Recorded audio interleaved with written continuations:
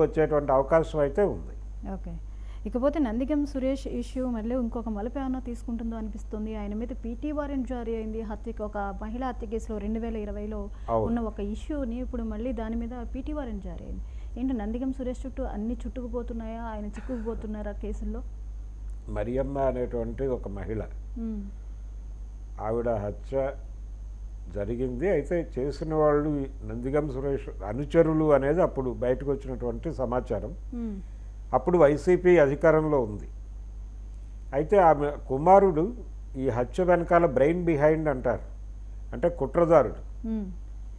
ఈ హత్యకి పథకరచన చేసినటువంటి వ్యక్తి సురేష్ అనేది ఆయన ఆరోపించాడు. ఆరోపించడం మాత్రమే కాదు, తన కంప్లైంట్లో ప్రస్తావించాడు.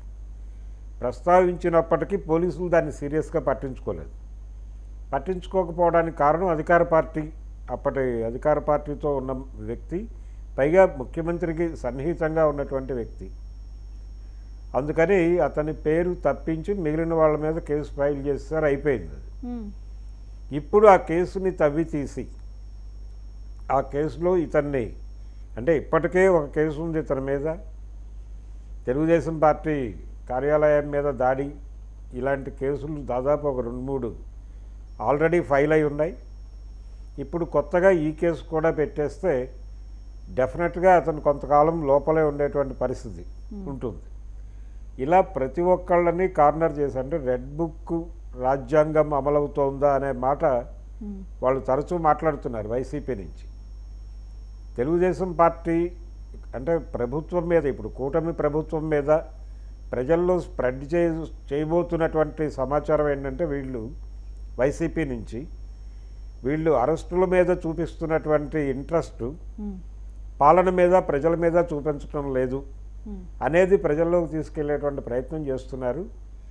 అయితే దీనికి అవకాశం కల్పించే పరిస్థితులు ఉన్నాయి అక్కడ, కానీ దీన్ని ఏదో మేరకు కంట్రోల్ చేయాలనేటువంటి ప్రయత్నం చంద్రబాబు చేస్తున్నాడు. సో అందుకని సీరియస్ అరెస్టులు అయితే జరగటం లేదు. కేసులు హడావిడికి అనిపిస్తోంది. నిన్నటిదాకా జత్వానీ కేసు చాలా హడావిడి. విజయవాడ సెంటర్గా ఆవిడ ఉండి పలు మీడియా సంస్థలతో తను మాట్లాడటం, అలాగే చాలామంది కూటమి నాయకులతో కూడా ఆవిడ మాట్లాడింది. ఇదంతా ఒక పొలిటికల్ హీట్ పెంచుతోంది అక్కడ. అందులో భాగంగానే ఇప్పుడు నందిగం సురేష్ని టార్గెట్ చేయటం, ఇతన్ని అంటే మాజీ ఎంపీని టార్గెట్ చేయటం ద్వారా ఆ ఏరియాలో బాపట్ల రీజియన్ వరకు, బాపట్ల జిల్లా వరకు వైసీపీ శ్రేణుల్ని కొంత డైలమాలోకి నెట్టేటువంటి ప్రయత్నం చేస్తోంది కూటమి. అయితే దీని మీద నెగిటివ్ ప్రచారం ఆల్రెడీ మొదలుపెట్టేశారు. తమ నాయకులను ఎలా ప్రొటెక్ట్ చేసుకోవాలి అనే ప్రయత్నం. ఈ అరెస్టుల ప్రక్రియ పెరుగుతున్న కొద్దీ పార్టీని వీడి వెళ్ళే వాళ్ళ సంఖ్య కూడా పెరుగుతుంది అనుకుంటున్నారండి. ఆల్రెడీ కొంతమంది కదులుతున్నటువంటి వాళ్ళు కనిపిస్తూనే ఉన్నారు.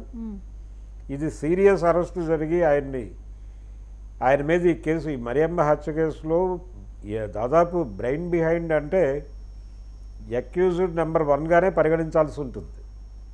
అంటే హత్య జరగటానికి పథకరచన చేయటం, హత్య చేయటం కన్నా కూడా పెద్ద నేరం. కాబట్టి చాలా పెద్ద ఏరియాలోనే నందిగం సురేష్ను బుక్ చేసేటువంటి ప్రయత్నం చేస్తున్నారు. ఇది గనక సీరియస్గా అతన్ని అరెస్ట్ చేస్తే దీని ప్రభావం చాలా ఉంటుంది. అంటే ఈ అరెస్టులు, ఈ కేసులతో ఇంత హాట్గా ఉన్న పరిస్థితుల్లో జరుగుతున్నటువంటి పార్టీ మార్పులు, అది వైసీపీ నుంచి వస్తున్నటువంటి నేతలకి